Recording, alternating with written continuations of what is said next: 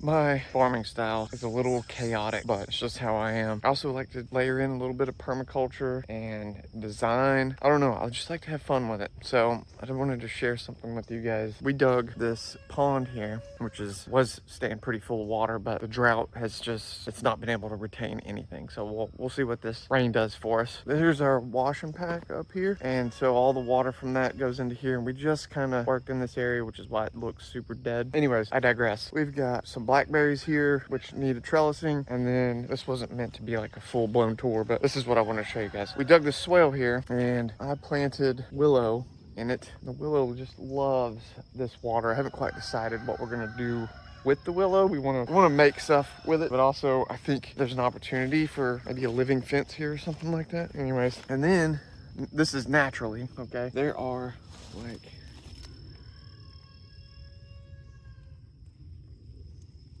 tons of wild strawberries. And then you go over here and you've got sumac that popped up last year. There's a little more willow over here. And then naturally the cattails come in and you can eat the tubers of these and they are delicious. So you remember the strawberries are down there. Also, I mean, they've made themselves like a little home on the swale. It has been a little bit challenging trying to keep this at bay here. So yesterday I decided to take scrap wood and put it down. I'm just gonna overlap.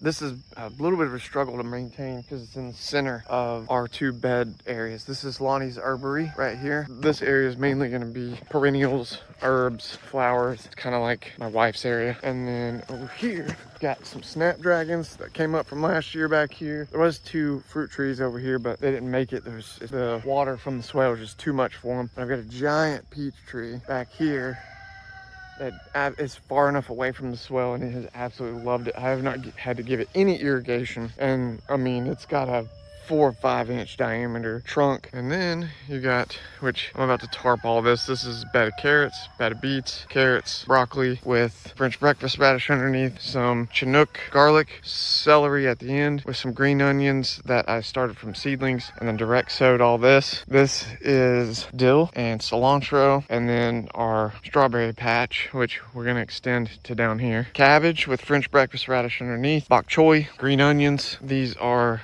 red onions and leeks, which this needs to be weeded really badly. They do not like weeds. Dill, which I believe we're gonna get our first cut from today, at least this center probably. Red onions. We got cabbage, kale, French breakfast radish, and garlic, which are starting to put off scapes. And our friend Lawrence over at Potchke's is gonna end up with a bunch of these. This area is called Indigo Plateau. Does that name ring a bell for anyone? One of my buddies thought of that name. Speaking of our satellite property, how about we leave it to you guys to come up with the name, and whoever comes up with the name and has the most likes, say in 2 weeks, we will name the other property whatever that name is. Let's see what you got. Here's that.